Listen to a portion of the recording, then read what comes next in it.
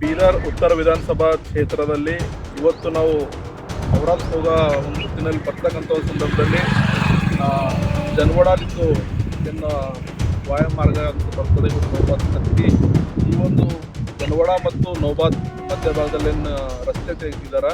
ಇದು ಸಂಪೂರ್ಣವಾಗಿ ಯಾಕಂದರೆ ಇದು ಗ್ರಾಮೀಣ ಭಾಗದಲ್ಲಿ ಹೋಗ್ತಕ್ಕಂಥ ಎಲ್ಲ ಜನರಿಗೆ ಎಷ್ಟು ಅನಾನುಕೂಲತೆ ಇದೆ ಅಂದರೆ ರಸ್ತೆ ಸಂಪೂರ್ಣವಾಗಿ ಹದಗೆಟ್ಟು ಹೋಗ್ಯದ. ಇವತ್ತು ಈ ಬೀದರ್ ಉತ್ತರ ವಿಧಾನಸಭಾ ಕ್ಷೇತ್ರದ ಶಾಸಕರು ಬರೀ ಬ್ಯಾನರ್ಗಳಿಗೆ ಹೀರೋ ಆಗಿಬಿಟ್ಟಿದ್ದಾರೆ ಹೊರತು ಅಭಿವೃದ್ಧಿ ಶೂನ್ಯ ಅಂತಕ್ಕಂಥ ಕೆಲಸ ಇದು ಎದ್ದು ಕಾಣ್ತಕ್ಕಂಥ ಸನ್ನಿವೇಶಗಳು ಕಾಣ್ತಾ ಇದೆ. ಇವತ್ತು ಅನೇಕ ರೀತಿಯಿಂದ ಮಾತಿದ್ರೆ ಸಾವಿರಾರು ಕೋಟಿ ರೂಪಾಯಿ ನಾನು ಬೀದರ್ ಅಭಿವೃದ್ಧಿ ತಂದಿನ ಅಂತ ಹೇಳ್ತಾ ಇದ್ದಾರೆ.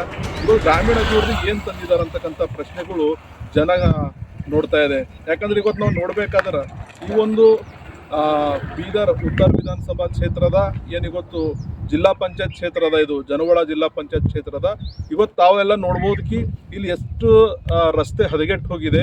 ಇವತ್ತು ಕತ್ತಲಲ್ಲೆಲ್ಲ ಓಡಾಡ್ತಾರೆ ಜನ. ಇಲ್ಲಿ ಎಷ್ಟೋ ಜನ ತಮ್ಮ ಹೊಲಗಳಿಗೆ ಬರ್ತಾರ. ಆಮೇಲೆ ಇಲ್ಲಿ ಎಷ್ಟೋ ದೊಡ್ಡ ದೊಡ್ಡ ಗಾಡಿಗಳು ಹೋಗ್ತಾವ, ಟ್ರಾವೆಲಿಂಗ್ ಮಾಡ್ತಾರ, ಕಾರ್ ಹೋಗ್ತಾವ, ಟೂ ವೀಲರ್ ಹೋಗ್ತಾವ. ಎಷ್ಟೋ ಜನ ಈಗ ಒಂದು 8 ಯುವಕರಿಗೆ ನಾವು ಮಾತಾಡ್ಸಿದ್ದೀವಿ. ನಾವು ಕೆಲಸ ಮುಗಿಸ್ಕೊಂಡು ಇಂಡಸ್ಟ್ರಿಯಿಂದ ಕೆಲಸ ಮುಗಿಸ್ಕೊಂಡು ಊರಿಗೆ ನಡೆದೀವಿ ಅಂತ ಹೇಳ್ತಾರೆ. ಅವ್ರು ರಾತ್ರಿ ಬಂದಾಗ ಅವ್ರ ಗತಿ ಏನಾಯ್ತದ ಅಂತಕ್ಕಂಥ ಸಂದರ್ಭ ಜೀವಕ್ಕೆ ದಾರಿ ಮಾಡಿಕೊಟ್ಟಂಥ ಕೆಲಸ ಅದ. ಇದು ಜೀವಕ್ಕೆ ಏನು ಅಂದ್ರೆ ಹಾದಿ ಮಾಡಿಕೊಟ್ಟಂಥ ರಸ್ತೆ ಇದು ಬೀದರ್ ಉತ್ತರ ವಿಧಾನಸಭಾ ಕ್ಷೇತ್ರದ ಏನಿವತ್ತು ಜನವಾಡ ರಸ್ತೆ ಅದ ಅದು ಕಾಣ್ತಾ ಇದೆ. ದಯವಿಟ್ಟು ಇಲ್ಲಿನ ಅಧಿಕಾರಿ ಆದರೂ ಎಚ್ಚೆತ್ಕೊಳ್ಬೇಕು. ಶಾಸಕರು ಇರಲಿ, ಆದ್ರೆ ಈ ಏನು ಗುತ್ತಿಗೆದಾರ ಕೆಲಸ ನಿರ್ವಹಿಸಿದಾರ ಅವ್ರ ನಿರ್ವಹಣೆಗೆ ಅಂತ ಅನೇಕ ರೀತಿಯಿಂದ ದುಡ್ಡು ಇರ್ತದ. ಅವರಾದ್ರೂ ಬಂದು ಈ ಕಡೆ ಗಮನ ಹರಿಸ್ಬೇಕು. ಮತ್ತು ಅಧಿಕಾರಿ ವರ್ಗದವರು ಕೂಡ ಬಂದು ಈ ಕಡೆ ಗಮನ ಹರಿಸ್ಬೇಕು.